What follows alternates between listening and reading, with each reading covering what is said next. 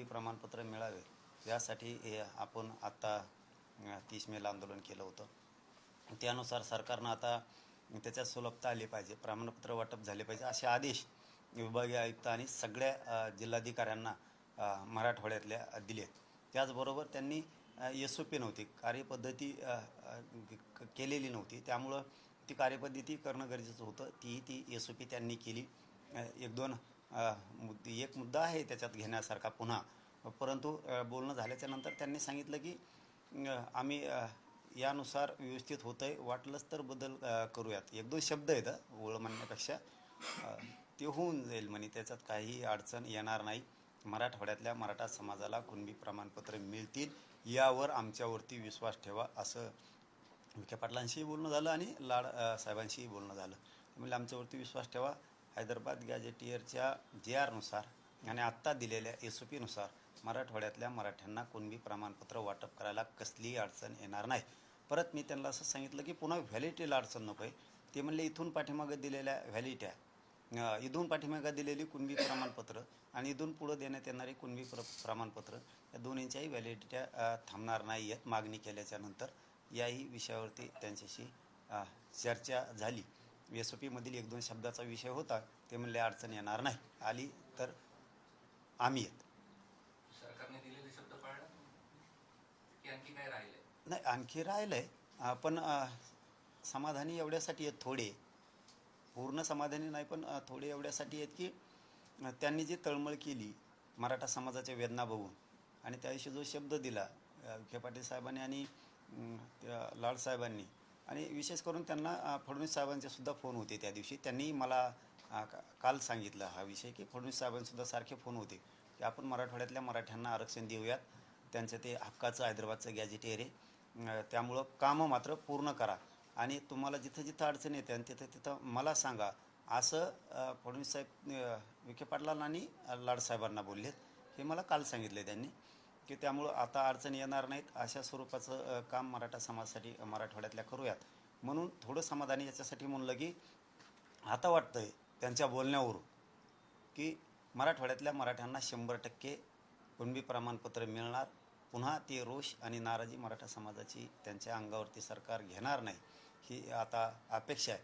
दगाफटका धोका झालाच तर पुढं लढायला मी पुन्हा सरकारच्या समोर उभा आहे, हेही त्यांनी लक्षात ठेवावं. परंतु कामं मात्र त्यांनी स्पीडने चालवले, हे मात्र खरं आहे. कारण गुन्हे मागं घ्यायचेत. सरकारनं शब्द दिला होता त्यावेळेस बलकवडे साहेबांनी सुद्धा सांगितलं होतं आणि मंत्री महोदयांच्या शिष्टमंडळाला त्यांनी सुद्धा सांगितलं होतं की महाराष्ट्रातले सगळे सरसकट आंदोलकावरचे गुन्हे मागं घेऊन तीही प्रक्रिया त्यांनी मागून घ्यायला आता सुरुवात केली. म्हणून आता कामं व्हायला लागलेत, हे मात्र खरं आहे सध्या तरी. पुढं आणखीन काय माहीत नाही, आता पळत येणं पुढं दमत येत का काय, पण वाटत नाही की दमतील म्हणून करतीलच. मात्र विश्वास आता वाटायला लागला. तुमचा एक मूळ मुद्दा होता की ज्यांच्याकडे पुरावे नाही त्यांना शपथपत्रावर त्यांचं म्हणणं घ्या आणि त्यानुसार पुरावे द्या. ही मागणी सुद्धा मान्य केलेली आहे, त्यानुसार प्रोफार्माही जारी झालेला आहे. दादा, माझं म्हणणं आहे, तुम्ही म्हणताय बरोबर, पण माझं म्हणणं सुद्धा चुकीचं नव्हतं. आमच्या चुलत्याला दिले, दुसऱ्या चुलत्याला नाही दिले, म्हणजे ही चूक आम्ही सरकारच्या निदर्शनास आणून दिली. आमच्या एका मुलाला दिले तर छोट्या मुलाला देत नाही आहे, वडिलाकडे तर मुलीला दिलं नाही, ही आमची खंत होती. कालच मी एक विषय सांगितला, त्यांनी पण मुख्यमंत्र्यांना सांगितलं असं मला वाटतं, लाडसाहेबांनी आणि आपल्या विखे पाटलांनी. आपल्या इथं रत्नापूरला, संभाजीनगर जिल्ह्यातल्या, तिथं चव्हाण नावाच्या एका माणसाचं कुणबी प्रमाणपत्र 1 वर्षापूर्वी निघालं. त्यांच्या मोठ्या मुलीची व्हॅलिडिटी झाली, बारक्या मुलीची व्हॅलिडिटी द्यायला. असे जी होतं ना, माझं ते म्हणणं होतं की आमच्या एका बांधवाला दिलं आणि दुसऱ्या द्यायनात, ह्या जगतापाला दिले त्या जगतापाला द्यायनात. का द्यायनात तर ते म्हणले तू ह्या जिल्ह्यातून त्या जिल्ह्यात गेला. आता मराठवाड्यातले किती लोक मुंबईत गेलेत व्यवसायाच्या निमित्तानं, कित्येक तरी लोक परभणीचे संभाजीनगरला आहेत, संभाजीनगरचे नांदेडला आहेत, नांदेडचे लातूरला आहेत, लातूरचे धाराशिवला आहेत, धाराशिवचे बीडला आहेत, बीडचे जालन्यात आहेत, हिंगोलीचे पुणे मुंबईपर्यंत आहेत, संभाजीनगरला सुद्धा आहेत. म्हणून तुम्ही देणार नाहीत, म्हणजे ही आडनावाची जी तफावत करायला लागले ते त्यांच्या कानावर टाकलं की बाबा आमच्या गावात एका माणसाला दिले आणि दुसऱ्याला द्यायना. आता कायकडे पुरावे नाहीत, पूर्वी अडाणी माणसं होती, काहीची नोंद नव्हती.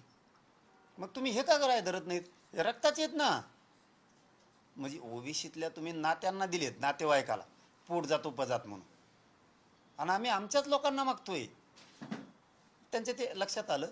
त्यामुळं माझा तो हट्ट होता की मराठवाड्यातला सगळा मराठा हा कुणबी आहे, आणि आमच्या एकाला दिलंय, दुसऱ्या आडनावाला दिलं नाही. ती जरा सुलभ करा. 90% मराठा समाज मराठवाड्यातला सहज आहे. दम धरावं लागेल, मराठा समाजाने दम धरावं लागेल. दमाने आपण नक्की जाऊ. 1 महिन्याच्या नंतर सातारा संस्थांचंही गॅजेटेडचं होणार आहे. त्यामुळे आपण थोडं दमाने जाऊयात. ज्या ज्या अडचणी येतात मराठा समाजाला त्यांनी मात्र त्या सांगत चालावं. ज्याचे कुणबी प्रमाणपत्र निघाले त्यांनी सांगावं व्हॅलिडिटी दिली नाही. हे मात्र मी या पत्रकार परिषदेच्या माध्यमातून माझ्या महाराष्ट्रातल्या सगळ्या मराठा समाजाला सांगतो. ज्यांचे कुणबी प्रमाणपत्र निघाले त्यांच्या व्हॅलिडिटी देणार नसले ते एकमेकाला सांगत चला, अधिकाऱ्यांना भेटत चला, कलेक्टर साहेबांना भेटत चला. आपले काम करणारे जिल्ह्यात तालुक्यात कोण आहेत त्यांना सांगत चला की आमचं कुणबी प्रमाणपत्र निघालं, व्हॅलिडिटी निघत नाही, किंवा नोंद निघाली पण कुणबी प्रमाणपत्र देत नाहीत. हे एकमेकाला सांगत चला. शांत बसू नका. लेकरा बाळांचं भविष्याचं, शिक्षणाचं, नोकऱ्याचं वाटोळं होईल. सावध व्हा. जे कक्ष स्थापन होणार आहे त्या संदर्भात किंवा मराठा समाज बांधवांना काही आव्हान असेल किंवा लोकप्रतिनिधींना काही आव्हान असेल? कक्ष स्थापन होणे, कोणचे कक्ष? हे कुणबीचे. कारण कक्ष 2 झालेत आता. एक म्हणजे मराठा मंत्रालय स्थापन होणार आहे, आणि हे कक्ष म्हणजे आता ते कलेक्टर साहेबांना निर्देश त्यांनी दिलेत, कक्ष स्थापन केलेत. आणखीन केले नाहीत, करणार आहेत. विखे पाटील साहेबांनी आणि लाड साहेबांनी त्याच्यावर लक्ष ठेवावं. प्रत्येक तालुक्याच्या ठिकाणी आणि जिल्ह्याच्या ठिकाणी कक्ष स्थापन झालेत का? झालेत तर स्थानिक जे आमदार आहेत त्यांना सक्त सूचना दिल्या पाहिजेत की त्या कक्षाकडून गाव लेवलवर तुमच्या मतदारसंघात कुणबी प्रमाणपत्र वाटपाचं काम होतंय का?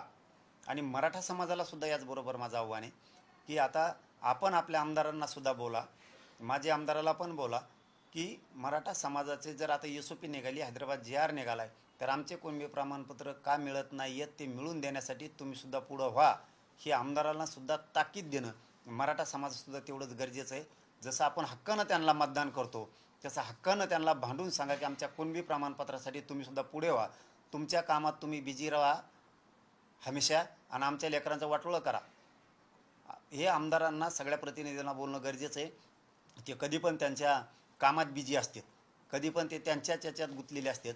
आपल्या लेकराच्या भविष्यासाठी आमदार कधी भांडणार आहे का नाही, हेही मराठा समाजाने आता बोलणं लय गरजेचं आहे.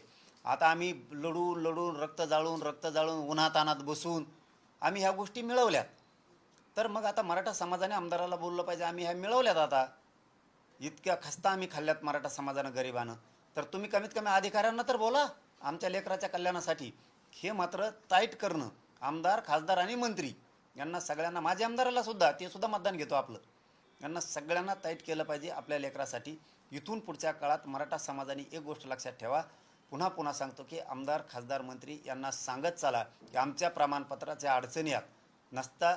दुसऱ्या वेळेस मग आपल्याला पुन्हा बोलता येतं की तुमच्या दारात आम्ही 4-5 वेळेस आलो कुणबी प्रमाणपत्रासाठी, पण तुम्ही लक्ष दिलं नाही. आता मतदानाच्या वेळेस बी आम्ही लक्ष देणार नाहीत. म्हणून ह्या भूमिकेत सुद्धा मराठा समाजाला जावं लागणार आहे. सरकारलाही सांगणं आहे की तालुक्या स्तरापासून ते जिल्हा स्तरापर्यंत कक्ष स्थापन करा, म्हणजे त्या कक्षापर्यंत अर्ज घेऊन लोकांना जाता येतील. कुणबी प्रमाणपत्र वाटप करण्यासाठी सेपरेट कक्ष असला म्हणजे लोकांच्याही लक्षात येईल की इथं अर्ज दिल्याच्यानंतर या ठिकाणी कुणबी प्रमाणपत्र दिलं जातं. आता याच्यात ते कक्ष विचारल्यामुळं मला बोलावं लागलं तुम्हाला की ते 2 कक्ष आहेत. आता मराठा मंत्रालयसुद्धा लवकरच स्थापन होतं आहे. एका दिवस रात्री झालं पण असं अंदाज आहे, कारण रात्री मंत्री महोदयाशी आणि त्यांच्याशी बोलणं झाल्याच्यानंतर लाडसाहेबाशी मुख्यमंत्री साहेब बहुतेक बाहेर होते असं त्यांचं म्हणणं आहे, मला माहीत नाही. ते म्हणले ते वापस आल्यास त्यांचं आमचं बोलणं झालं. ते म्हणले लगेच मी तुमच्या 3 प्रस्ताव राहिलेत आता मागण्यापैकी, त्या 3न्हीवरती मी सह्या करतो. आता झाल्यात का नाहीत मला रात्री माहीत नाही, पण असा रात्रीचा खात्रीला एक निरोप आलेला होता त्यांचा की मुख्यमंत्री म्हणले मी उतरल्याबरोबर पहिले तुमचे 3 प्रस्ताव त्याच्यावरती सह्या करतो. आता झाल्यात का नाहीत मी काय आणखीन विचारलं नाही.